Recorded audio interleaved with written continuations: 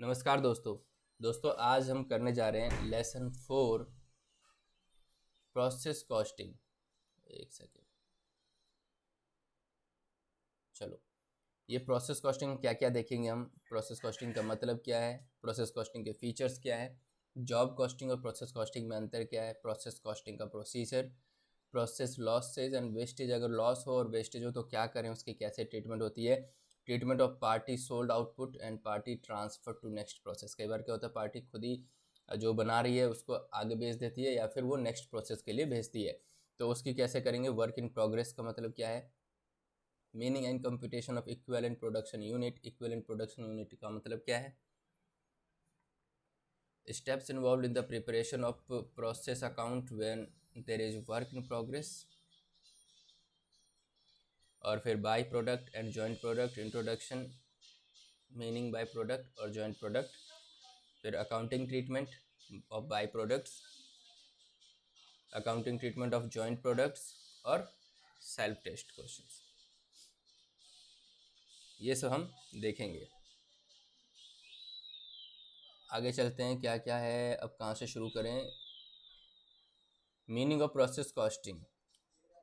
देखो, एक प्रोडक्ट को बनाने के लिए साउंड कम कर, एक प्रोडक्ट को बनाने के लिए कई सारे प्रोसेस को फॉलो करना पड़ता है, जैसे प्रोसेस ए, फिर प्रोसेस बी, प्रोसेस सी, प्रोसेस डी। तो वो जो सारे प्रोसेस अलग अलग प्रोसेस को फॉलो करके या कंप्लीट करके एक प्रोडक्ट बनता है। तो इसीलिए अब अलग अलग प्रोसेस की, जैसे स्टिचिंग डिपार्टमेंट है, फिनिशिंग डिपार्टमेंट है, या फिर और भी किसी चीज़ को करने के अलग अलग प्रोसेस होते हैं, उनकी अगर कैसे कॉस्टिंग किया जाए, उस प्रोसेस पर्टिकुलर किसी प्रोसेस की कॉस्टिंग। जैसे अगर ये पेन है तो इस पेन को बनाने के लिए अलग अलग प्रोसेस होंगे। इसकी कोई नीब बना रहा होगा, कोई इसका बटन बना रहा होगा, है ना, कोई इसका ये जो इसका बॉडी है वो बना रहा होगा। तो हर चीज़ की कॉस्टिंग करने के लिए, तो देखो हर स्टेज पे जो प्रोडक्शन है, प्रोसेस है, उसके जितने भी स्टेज हैं उन सब पे उसकी कॉस्टिंग करने को ही प्रोसेस कॉस्टिंग कहते हैं। जो chartered institute of management accountants है, CIMA, लंदन में है, उनका कहना है कि form of operation costing which applies where standardised goods are produced. मतलब जहाँ पे स्टैंडर्डाइज्ड गुड्स, जहाँ पे कोई एक अच्छा प्रोडक्ट बनाया जा रहा है, वहाँ पे ये इसको अप्लाई किया जाता है। Now features of process costing. Process costing के फीचर्स क्या हैं, ये उस इंडस्ट्री के लिए है जहाँ पे कंटिन्यूसली फ्लो हो रहा हो काम का, एक निकला तो दूसरा आ गया उस स्टेज में बनने के लिए, फिर एक निकला फिर दूसरा आ रहा है। फिर ये जो प्रोडक्ट है होमोजेनियस एंड प्रोसेस स्टैंडर्डाइज, मतलब एक सिमिलर प्रोडक्ट है ना, और प्रोसेस उसका एक फिक्स है। ऐसा नहीं कि हर बार एक नया प्रोडक्ट बन रहा है, अगर हर बार एक नया प्रोडक्ट बन रहा है तो प्रोसेस कॉस्टिंग एप्लीकेबल नहीं है। सिमिलर प्रोडक्ट और जिसका जो प्रोसेस है ना वो पहले से ही फिक्स है कि भाई ये ए में जाएगा, बी में जाएगा, सी में जाएगा, डी में जाएगा, ये पहले से, ये बार बार चेंज नहीं हो रहा है, इसके लिए प्रोसेस कॉस्टिंग है। Individual unit lose their identity as production is continuous, जिसमें एक इंडिविजुअल प्रोडक्ट की कोई आइडेंटिटी नहीं होती है, उसमें एक पूरे एक बैच की होती है, एक प्रॉपर, जो भी एक साथ 100 बन रहे हैं, 50 बन रहे हैं, ठीक है। और the output of the last process, the output एक second, the output of the last process is transfer to finish stock. जो लास्ट स्टेप होगा या लास्ट प्रोसेस होगा उसके बाद वो फिनिश स्टॉक में ट्रांसफर हो जाता है, वहाँ पे ये एप्लीकेबल है। Cost of material, labour, direct expenses और ओवरहेड जो है वो सब एक्यूमुलेट किया जाता है, सारे को इकट्ठा किया जाता है, उसके बाद प्रोसेस वाइज बांट दिया जाता है, ठीक है। टोटल कॉस्ट जो है सभी प्रोसेस का, उसको डिवाइड कर दिया जाता है टोटल प्रोडक्शन के प्रोसेस के साथ, ताकि एवरेज कॉस्ट पर यूनिट निकाला जा सके, ठीक है। As the product travels from one process to another, क्योंकि एक जगह से अगर बन रहा है तो दूसरे जगह निकलेगा, एक प्रोसेस पे काम हो गया तो वो दूसरे प्रोसेस पे जाएगा, है ना, फिर दूसरे पे हो गया तो तीसरे पे जाएगा। तो जब प्रोडक्ट ट्रैवल करता है एक प्रोसेस से दूसरे प्रोसेस में, तो जो क्यूमुलेटिव कॉस्ट है इन सारे प्रोसेसेस का वो ट्रांसफ़र हो जाता है किसमें, दूसरे के प्रोसेस में एक का जो कॉस्ट है वो दूसरे पे चला गया, फिर दूसरे का भी कॉस्ट ऐड होके पहले और दूसरे का ऐड होके फिर तीसरे पे चला गया, फिर तीनों का ऐड होके फिर चौथे पे चला गया, और ऐसे करके फिनिश गुड्स का प्रोडक्ट निकलता है। नाउ जो ऑपरेशनल है और प्रोसेस है स्पेसिफिक होता है और पहले से ही डिटरमाइन होता है। कुछ लॉस हैं जो अनअवॉइडेबल होते हैं, उनको हम प्रोसेस में ही कंसिडर करते हैं। इतने सारे प्रोसेस जब होते हैं तो कुछ लॉसेस अनअवॉइडेबल भी होते हैं, इसको अवॉइड नहीं कर सकते हैं। नाउ डिस्टिंक्शन क्या है? जॉब कॉस्टिंग भी कुछ ऐसा ही दिख रहा था और प्रोसेस कॉस्टिंग में डिफरेंस क्या है वो भी पढ़ लेते हैं। अब देखो जॉब कॉस्टिंग और प्रोसेस कॉस्टिंग। जॉब कॉस्टिंग कहाँ पे अप्लाई किया जाता है? जब एक स्पेसिफिक ऑर्डर के अगेंस्ट कोई प्रोडक्ट बनाया जा रहा हो। लेकिन जब प्रोसेस कॉस्टिंग वो तो कंटिन्यूसली फ्लो है, वो प्रोडक्शन का ही पार्ट है, वो तो ऐसे ही चीज़ें बनेंगी चाहे स्पेसिफिक ऑर्डर आए या ना आए। जॉब कॉस्टिंग में क्या है, कॉस्ट एक्यूमुलेट हो जाता है एक स्पेसिफिक जॉब के लिए, और जो प्रोसेस कॉस्टिंग होती है वहाँ पे डिपार्टमेंट वाइज आप डिवाइड कर दे। तो भाई जो टोटल कॉस्ट है उसमें प्रोसेस ए है, बी है, सी है, डी है, या department A B C D है, तो टोटल कॉस्ट को डिपार्टमेंट से डिवाइड कर दिया नंबर ऑफ डिपार्टमेंट से, फिर वो उस डिपार्टमेंट के लिए वो कॉस्ट बन जाती है। कॉस्ट यहाँ है वो हर जॉब के लिए कंप्यूट किया जाता है, बट यहाँ पे कॉस्ट जो है वो एक बार जब प्रोडक्ट बन गया, एक प्रोसेस बन गया, तब जाके कंप्यूट होता है। यहाँ पे जब जॉब कंप्लीट हो जाता है तभी जॉब कॉस्ट कैलकुलेट किया जाता है, और यहाँ पे जब प्रोसेस हर एक प्रोडक्ट को बनाने के जितने भी प्रोसेस हैं ABCDE जब सब पूरा हो जाता है, इकट्ठा हो जाता है, कंप्लीट हो जाता है, तब जाके उसकी जो कॉस्ट है वो डिवाइड कर देते हैं। जो प्रोडक्ट है नॉर्मली ट्रांसफ़र नहीं किया जाता है एक जॉब से दूसरे जॉब में, जब तक वो ना हो कि भाई सिमिलर जॉब है। बट यहाँ पे क्या है, एक प्रोसेस से दूसरे प्रोसेस में तो ट्रांसफ़र होना ही होना है, तभी प्रोसेस कॉस्टिंग है।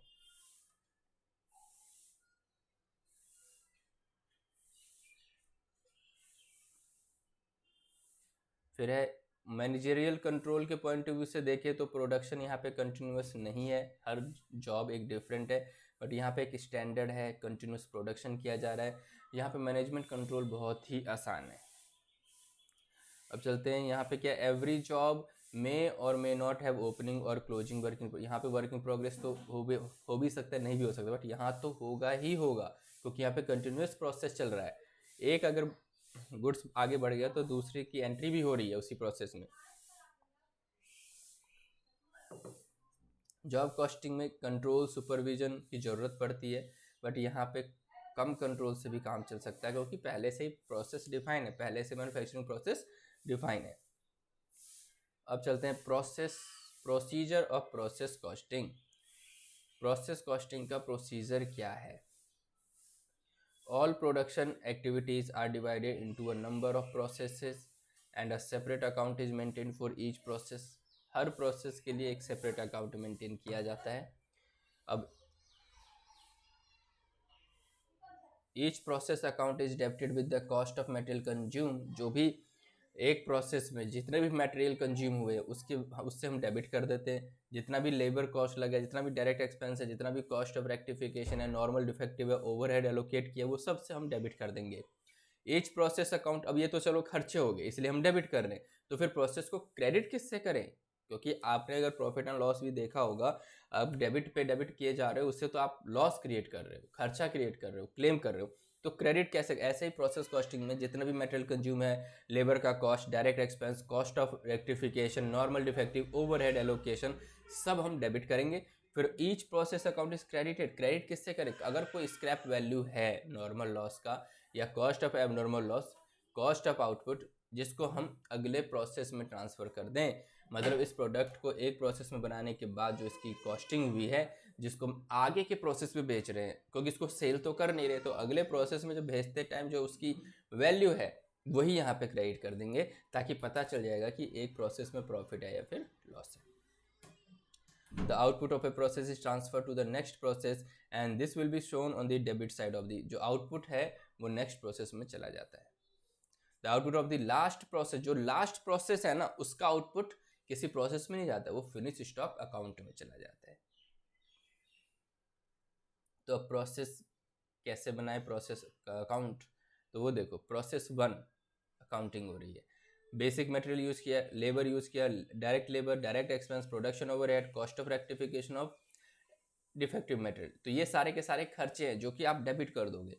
फिर by normal loss, abnormal loss, process 2 का आउटपुट जो आपने अगले उसको दिया है, प्रोसेस 1 का स्टॉक अकाउंट, अगर कुछ अकाउंट बच गया मतलब कुछ स्टॉक अगर बच गया है तो यहाँ पे आ जाएगा P&L। अब नॉर्मल लॉस क्या है, number of unit of expected normal loss का input into expected percentage of normal loss. अब उसका रियलाइजेबल वैल्यू देख लो, unit of normal scrap into scrap value per unit, जो रियलाइज है मतलब simple profit and loss account ही है ये, ठीक है। अब देखो एबनॉर्मल लॉस कैसे निकाले, number of unit of abnormal loss, तो हम एक्सपेक्टेड आउटपुट क्या है हमारा, इनपुट माइनस नॉर्मल लॉस को माइनस कर दो, एक्सपेक्टेड आउटपुट उसमें एक्चुअल आउटपुट क्या है, तो जो आ गया डिफरेंस वही है कॉस्ट ऑफ नॉर्मल लॉस। तो total cost incurred minus scrap value of normal loss, फिर डिवाइड कर दो input minus unit of normal loss into abnormal loss unit. ये कुछ फॉर्मूले हैं जिसको आपको ध्यान में रखना होगा। फिर प्रोसेस 2 अकाउंट में चले गए तो उसमें कैसे आउटपुट ट्रांसफर करें भैया, टोटल कॉस्ट कितना हुआ है माइनस स्क्रैप वैल्यू, अगर नॉर्मल लॉस से रियलाइज हुआ है तो इनपुट में से माइनस कर दो यूनिट्स ऑफ नॉर्मल लॉस और उसको मल्टीप्लाई कर दो unit of output transfer to next process, तो उसकी वैल्यूएशन आ जाएगी। अगला है प्रोसेस 1 का स्टॉक अकाउंट, कैसे, एक तरीके से क्लोजिंग स्टॉक ही है ये। तो total cost incurred minus scrap value, फिर input minus unit of normal loss into unit of output transfer to process stock account, तो उससे आप मल्टीप्लाई कर दोगे तो आपकी वैल्यूएशन आ जाएगी। फिर ये आ जाएगा P&L अकाउंट, आउटपुट या फिर सोल्ड। तो कॉस्ट ऑफ आउटपुट सोल्ड तो क्या है, total cost incurred minus scrap value of normal loss divide by input minus unit of normal loss और यूनिट ऑफ आउटपुट सोल्ड, तो इसकी वैल्यूएशन आ जाएगी। सब में फॉर्मूला लगभग सेम ही है, तो आप बस 1 से 2 बार देखोगे तो आपको पता चल जाएगा। एबनॉर्मल गेन तो फॉर्मूला वही है, total cost incurred minus scrap value of normal loss और input minus unit of normal loss, तो यूनिट ऑफ एबनॉर्मल गेन आ जाएगा। चलो अब है प्रोसेस लॉसेस एंड वेस्टेज। हर प्रोसेस में जब काम करेंगे तो लॉस भी होगा वेस्टेज भी होगा। अब normal loss in process, normal loss in process का कैसे करेंगे, तो देखो normal loss as a percentage of current input, input unit introduce into normal loss percentage, या तो नॉर्मल लॉस की परसेंटेज दी जाएगी, भैया इतना इनपुट अगर डालते हो, इतना यूनिट अगर इंट्रोड्यूस करते हो तो इतना लॉस तो होगा ही होगा। अब है normal loss as a percentage of total input, यहाँ पे करंट इनपुट है, यहाँ पे टोटल इनपुट है, तो टोटल इनपुट में कैसे बात करेंगे हम, ओपनिंग WIP ले लेंगे प्लस यूनिट इंट्रोड्यूस ले लेंगे और इनटू नॉर्मल लॉस के परसेंट से हम कर लेंगे, या फिर normal loss as a percentage of production और यूनिट प्रोसेस्ड, तो opening WIP plus unit introduce minus closing WIP into normal loss percent. अब चलते हैं कॉस्ट पर यूनिट, तो total cost incurred scrap value unit minus input minus unit of normal loss. तो अब ये normal loss account कैसे बनाएंगे, to process account, जो भी रियलाइजेशन हुआ बैंक अकाउंट से पैसा जो आएगा इनको बेचने पे, और बाई अब नॉर्मल गेन आ जाएगा।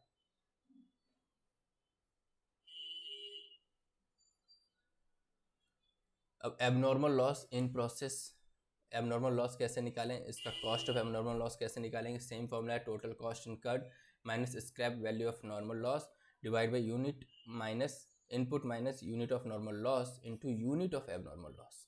तो फिर प्रोसेस अकाउंट से कितना क्रेडिट आया एबनॉर्मल लॉस का, कितना रियलाइजेशन हुआ बैंक, और फिर कॉस्टिंग P&L अकाउंट में ये चला जाएगा। एबनॉर्मल लॉस की रिकवरी आप प्रोडक्ट से नहीं कर सकते, इसीलिए कॉस्टिंग के P&L अकाउंट में जाएगा, ना कि किसी प्रोडक्ट को। अब ये एबनॉर्मल लॉस हो गया। अब ये cost of abnormal gain, same formula है, टोटल कॉस्ट इनकर करो, scrap value of normal loss minus करो, input minus unit of normal loss minus करो, यूनिट ऑफ एबनॉर्मल गेन से मल्टीप्लाई कर दोगे तो उसकी वैल्यूएशन आ जाएगी। अब ये एबनॉर्मल गेन अकाउंट बन गया, नॉर्मल लॉस जो भी हुआ है वो यहाँ करो, प्रोसेस से जो ट्रांसफर हुआ है वो यहाँ करेंगे, फिर इसका एबनॉर्मल वर्ड ही ऐसा है जो किसी प्रोडक्ट पे चार्ज नहीं किया जा सकता, चाहे वो प्रॉफिट है या लॉस है, इसीलिए वो सारे P&L में ट्रांसफर हो जाते हैं। अब है वर्क इन प्रोग्रेस हमने देख लिया है, ये सब ऐसे ही है। आगे चलते हैं।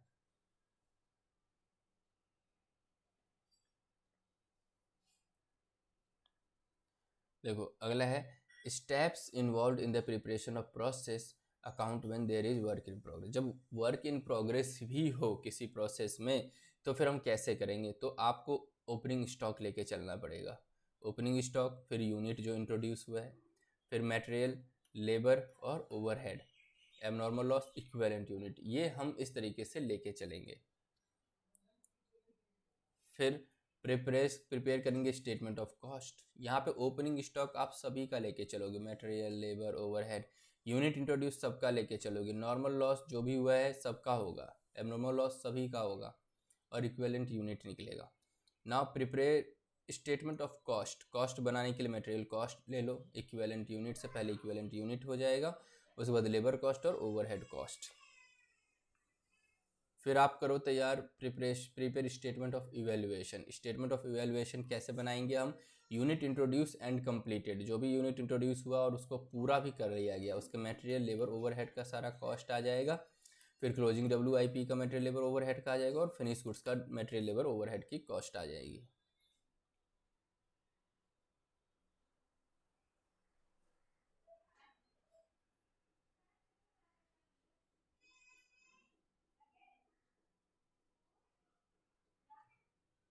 एक इलस्ट्रेशन से देखते हैं।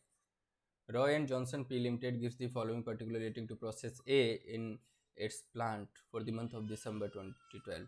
ओपनिंग बैलेंस दे दिया 500 यूनिट मटेरियल है, फिर लेबर दे दिया, ओवरहेड दे दिया, तो टोटल कॉस्टिंग इसकी 14400 है। अब देखो यूनिट इंट्रोड्यूस किया है 19,500। Process cost incurred during the month, material, labour, overhead, process cost आ गया। आउटपुट, ये इन दोनों का टोटल है। ये output unit transfer to process B, process B को ट्रांसफर हुआ 18,200, यूनिट स्क्रैप 1400, और work in progress closing balance ये आ गया। फिर डिग्री ऑफ कंप्लीशन दे दिया इन्होंने कि मटेरियल का 100% है, लेबर एंड ओवरहेड का 50% है, नॉर्मल लॉस जो है 5% होता है टोटल इनपुट का, और normal scrap unit fetch ₹1 each, और ये जो इनकम हो जाती है स्क्रैप पे। अब आपको स्टेटमेंट ऑफ इक्विवेलेंट प्रोडक्शन बनाना है, स्टेटमेंट ऑफ कॉस्ट बनाना है, स्टेटमेंट ऑफ इवैल्यूएशन बनाना है, प्रोसेस ए अकाउंट बनाना है। अब ये क्वेश्चन आया हुआ है ICWA के इंटर में। तो सबसे पहले स्टेटमेंट एवरेज मेथड को यूज़ करते हुए स्टेटमेंट ऑफ प्रोडक्शन बनाना है।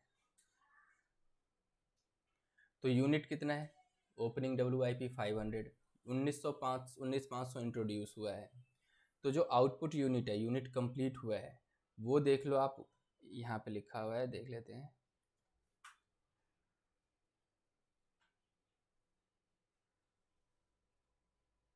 यहाँ देखो unit transfer to process B 18,200, ठीक है। नॉर्मल लॉस परसेंटेज में लिखा हुआ है, अब नॉर्मल लॉस लिखा है, और क्लोजिंग WIP लिखा हुआ है।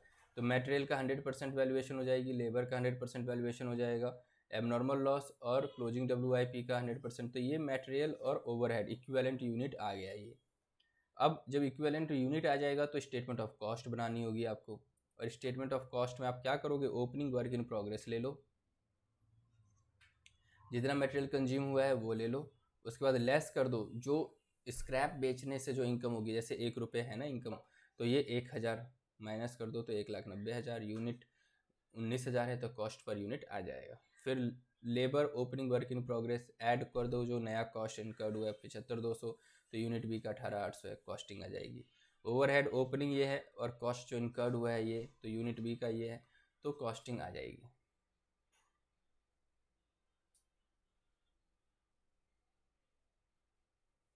अगला है statement of evaluation. Output completed जो भी हुआ है 18,200 दिया हुआ है, एबनॉर्मल लॉस क्वेश्चन में दिया हुआ है, work in progress closing, material इतना और लेबर ओवरहेड, तो कॉस्टिंग आ गई हमारे पास, उससे आप इवैल्यूएशन कर दो। प्रोसेस ए account, opening WIP, unit introduce, labour overhead का खर्चा, फिर ट्रांसफ़र जो किया है प्रोसेस बी में 18,200 की है, वो उसकी वैल्यूएशन आ गई थी, नॉर्मल लॉस, एबनॉर्मल लॉस और क्लोजिंग WIP। इस तरीके से प्रोसेस अकाउंट भी बन जाएगा। आप 2 से 3 क्वेश्चन करोगे, खुद से कर लोगे समझने के बाद, तो कोई परेशानी नहीं रहने वाली है, समझ में आ जाएगा सारा।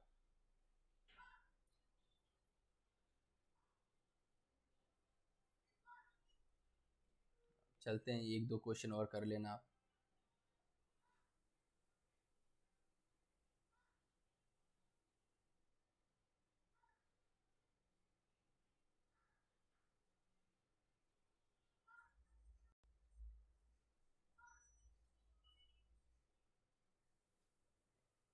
एक छोटा सा टॉपिक है ये, by product and joint product.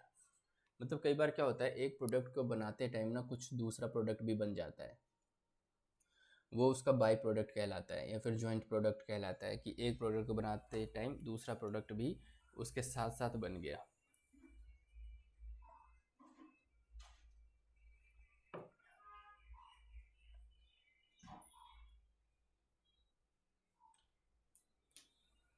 देखो सीमा इंस्टीट्यूट ने इसको डिफाइन किया है, जॉइंट प्रोडक्ट मतलब टू और more products separated in processing each having a sufficient high saleable value. दोनों की अपनी अपनी वैल्यू है, तो ऐसे में क्या करते हैं, जैसे कि सेम रॉ मटेरियल हुआ, नेचुरल प्रोपोर्शन से निकल गया, ऑलमोस्ट इक्वल इंपॉर्टेंस होती है दोनों प्रोडक्ट की, सिंगल मैन्युफैक्चरिंग प्रोसेस है और सेलेबल वैल्यू भी है दोनों की।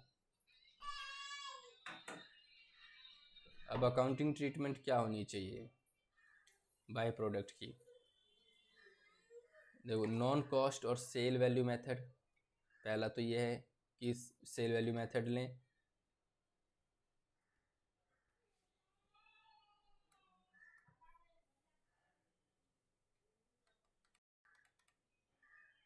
दूसरा है कॉस्ट मेथड।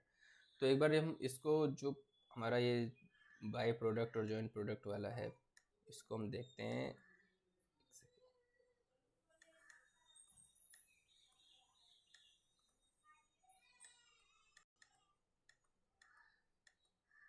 अकाउंटिंग ट्रीटमेंट क्या करे, जब एक ही प्रोसेस से एक ही मटेरियल को यूज़ करके दो प्रोडक्ट बन जा रहे हैं, तो दूसरे प्रोडक्ट को बाय प्रोडक्ट बोलेंगे, ठीक है, या फिर जॉइंट प्रोडक्ट बोलेंगे। तो accounting for by product may be classified as follow. पहला नॉन कॉस्ट और सेल्स वैल्यू मेथड, इसमें क्या करेंगे, बाय प्रोडक्ट को हम as a other income treat कर लेंगे और इसमें सिर्फ सेल वैल्यू ले लेंगे और वो पूरा का पूरा P&L अकाउंट में हम ट्रीट कर देंगे, कॉस्टिंग कुछ दिखाएंगे ही नहीं। और सेल वैल्यू जो होगी बाय प्रोडक्ट की, वो हम क्या करेंगे, टोटल कॉस्ट से घटा देंगे, जो मेन प्रोडक्ट है उससे, या जॉइंट कॉस्ट से वो टोटल कॉस्ट घटा देंगे। मान लो कि बनाने में 1 लाख रुपए लगा, लेकिन उस बाय प्रोडक्ट को बेचने पे हमें 30,000 की रिकवरी हो रही है, तो 1 लाख माइनस 30,000 ये करेंगे। By product sales added to the main product sale, और हम बाय प्रोडक्ट सेल को भी मेन प्रोडक्ट के सेल से ऐड कर देंगे। इन दिस केस ये सब डिफरेंट डिफरेंट टाइप की ट्रीटमेंट है। ऐसे क्या करेंगे, जो मेन कॉस्ट है बाय प्रोडक्ट का है कॉस्ट, उसको डिडक्ट कर देंगे, सेल ऐड कर दिया।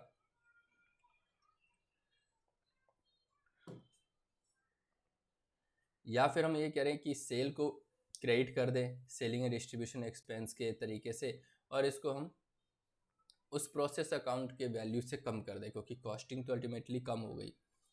फिर सेल वैल्यू को डिडक्ट कर दें cost incurred on by product. अगर बाय प्रोडक्ट की कॉस्टिंग का पता लग जाता है तो उसकी कॉस्ट, उसकी सेल को भी हम कम कर सकते हैं। कई सारे तरीके। रिवर्स कॉस्ट मेथड, इस मेथड में क्या करेंगे, एस्टिमेटेड प्रॉफिट जो होगा बाय प्रोडक्ट का, सेल एंड डिस्ट्रीब्यूशन एक्सपेंसेस जो होगा, फर्दर प्रोसेसिंग कॉस्ट होगा, आफ्टर स्प्लिट और स्प्लिट ऑफ, मतलब उसको अलग होने के बाद वो कोई खर्चा होगा, वो सब आप उसमें से लेस कर दो। दूसरा है कॉस्ट मेथड, इसमें अपॉर्चुनिटी और रिप्लेसमेंट कॉस्ट मेथड, कि भैया अगर इसको हम यहाँ यूज़ नहीं करते, इस प्रोडक्ट को अगर हम यहाँ यूज़ नहीं करते, कहीं और से अगर लेते तो उसकी क्या कॉस्टिंग होती, ये कितना पैसे देने पड़ते इस प्रोडक्ट के लिए, तो जो देने पड़ते वो हमारी रिप्लेसमेंट कॉस्ट हो जाएगी। ये स्टैंडर्ड कॉस्ट मेथड, कि इसमें हर प्रोडक्ट का अलग अलग वैल्यूएशन कर लो और वही कॉस्टिंग हो जाएगी। और अपॉर्चुनिटी ऑन सुटेबल बेसिस, जो आपको लगता है मेजरमेंट और मार्केटिंग वैल्यू के बेस पे दोनों की कॉस्टिंग को अलग कर दो। ये सब एक थ्योरेटिकल पार्ट है, प्रैक्टिकल नहीं है आपके इसमें। Accounting treatment of joint product, वो बाय प्रोडक्ट था, अब ये जॉइंट प्रोडक्ट है। जॉइंट प्रोडक्ट के केस में क्या करें, physical unit method, average unit cost method, survey method और market value method. Physical unit method में आप यूनिट में देख लो कि अगर दो जॉइंट प्रोडक्ट है सिमिलर नहीं है तो इस केस में फिजिकल यूनिट मेथड तो काम करेगा ही नहीं। तो फिजिकल यूनिट मेथड जब सब कुछ सेम है, नंबर ऑफ यूनिट काउंट करो और उसके बेस पे कॉस्टिंग कर दो। एवरेज यूनिट कॉस्ट मेथड, जो भी टोटल कॉस्टिंग है उसको टोटल नंबर ऑफ यूनिट से डिवाइड करो और जो एवरेज कॉस्ट आएगी वो सब पे अप्लाई कर दो। सर्वे मेथड, ये टेक्निकल इवेल्युएशन के बेस पे होगा, आप कर ही नहीं सकते, टेक्निकल डिपार्टमेंट देखेगा, वो सर्वे करेंगे, उस हिसाब से उसकी कॉस्टिंग भाई। Marketing value method, market value method, market में आप देखो उसकी वैल्यू क्या है, उसके हिसाब से प्रोडक्ट क्वांटिटी से मल्टीप्लाई कर दो। Market value at the point of separation और relative market value method, separation के टाइम पे मार्केट वैल्यू क्या थी उस प्रोडक्ट की, उसके हिसाब से कैलकुलेशन कर दो। और market value after further processing. तो इसमें आपको बस ये पॉइंट याद कर लेने हैं, ठीक है।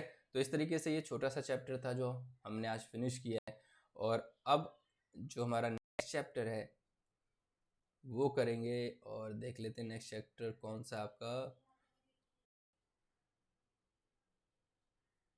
Operating costing. तो जो नेक्स्ट चैप्टर है वो है लेसन 5 ऑपरेटिंग कॉस्टिंग। तो मिलते हैं नेक्स्ट वीडियो में ऑपरेटिंग कॉस्टिंग के लिए।